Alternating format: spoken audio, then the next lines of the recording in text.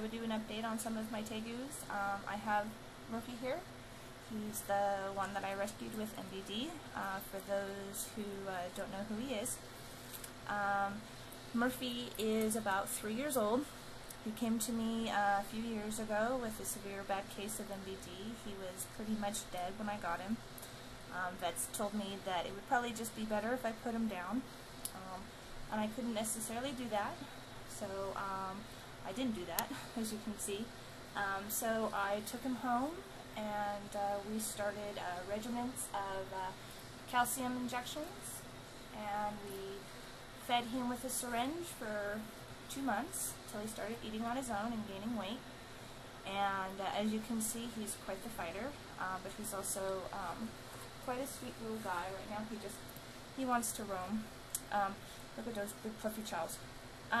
Talking with a few people about this guy, we came to realize that there is a really good possibility that he is also in an extreme, just like Midgar back there. But because of the MBD, it has stunted his growth really bad, and so he will never get as large as Midgar, which is kind of sad because Midgar is quite large.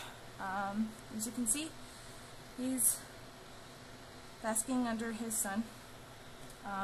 We weighed him, and he's 34 pounds now, and he's about 59 inches long, with a tail break at 58.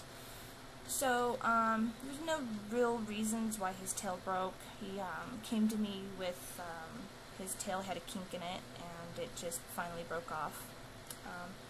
Murphy has a tail regrowth at probably about a fourth into his tail, and it's broke off and it regrew back.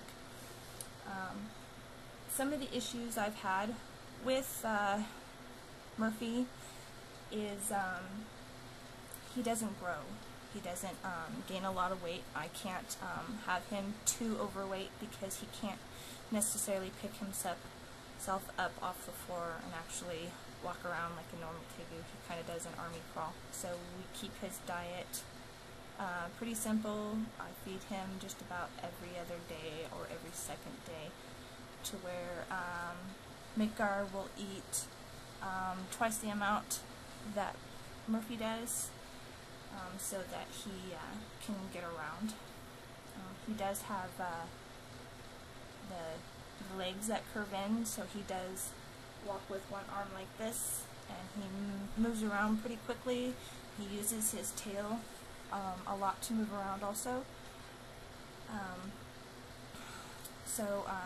You know, some quick tips on to what to look for when you're buying a Tegu.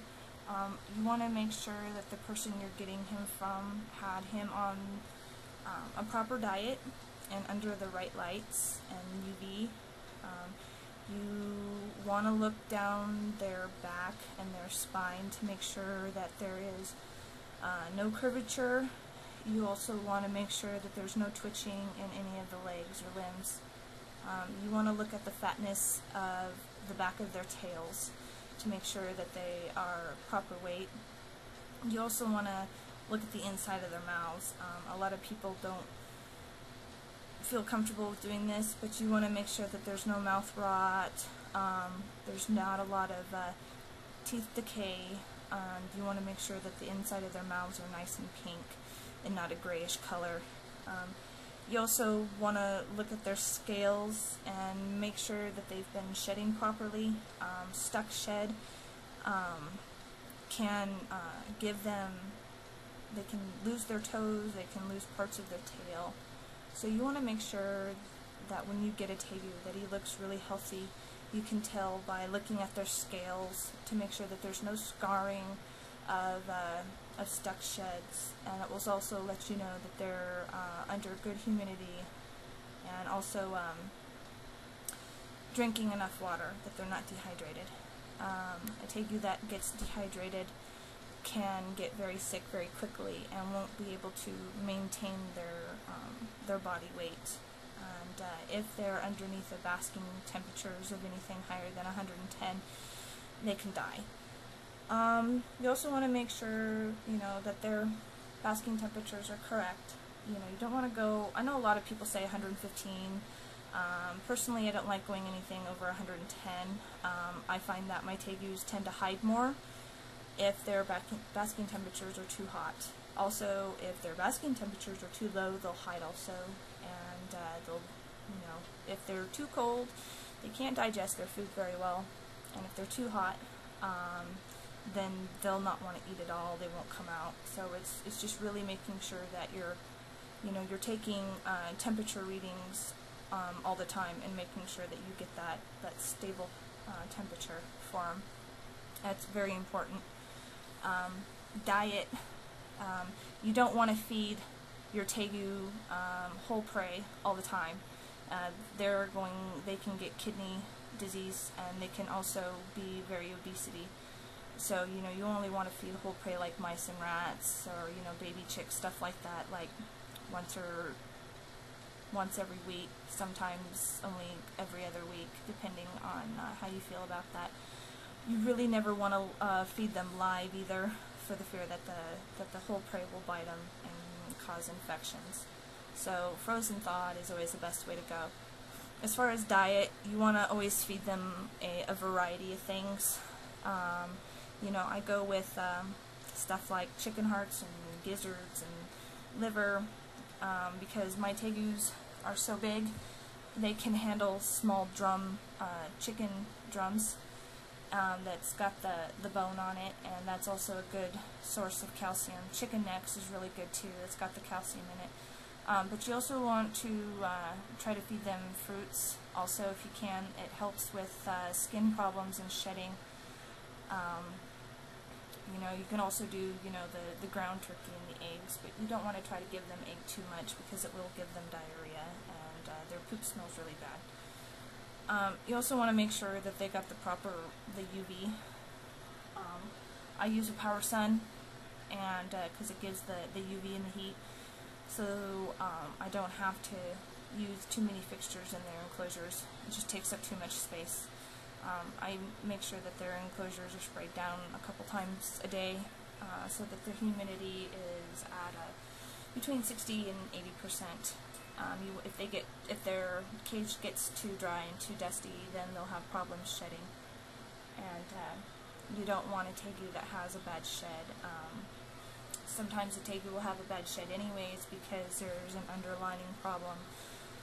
So if you got a tegu that's got problems shedding in their tank, and their temperatures and their humidity is really good, you might want to take them to the vet and have that checked out. Let's see, what else? I don't put any decorations in their tank because they tend to rearrange their tank all the time. Midgar is very strong. He's all muscle. Once they get as big as him, for the extremes anyways, the normals won't get as big as him. He's quite powerful, and he'll rearrange anything that I put in his tank. So, like this is his hide. I actually had to nail it down to his enclosure because he kept, moving it and rearranging his tank all the time, and I feared that he was going to break something. So let me go find Murphy again because he crawled off, and you can look at Midgar while I do it.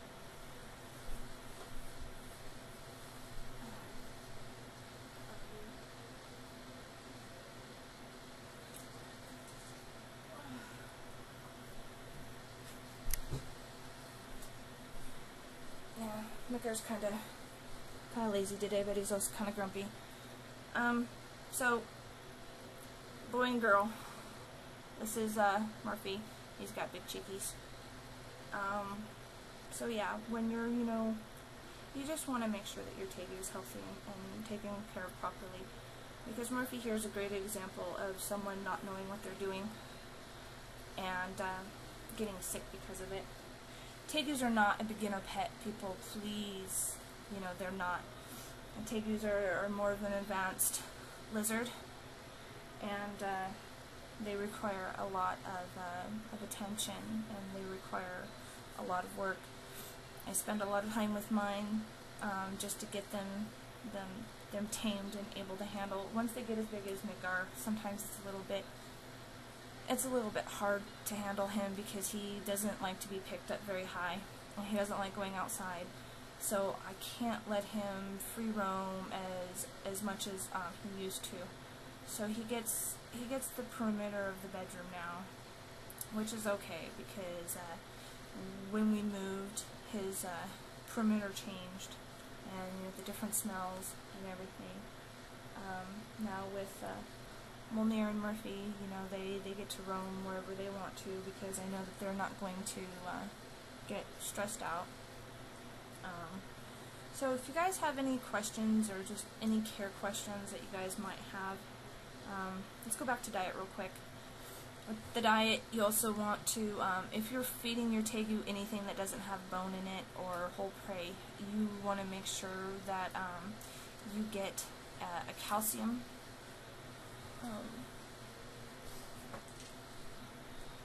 You want to get something like this, and you want to make sure that it's without D3. My Tegu is like this, and depending on the size of the Tegu, with the adult sizes, I do it every third feeding. Babies need this, and juvenile Tegus need this done on their food every time you feed it to them, except for whole prey. Some people actually put this on whole prey too. That's okay. So you want to make sure that you've got a calcium supplement also for diet.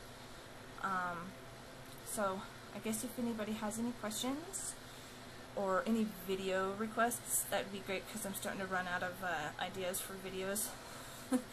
And share my videos and ask me questions and subscribe. Okay? Peace.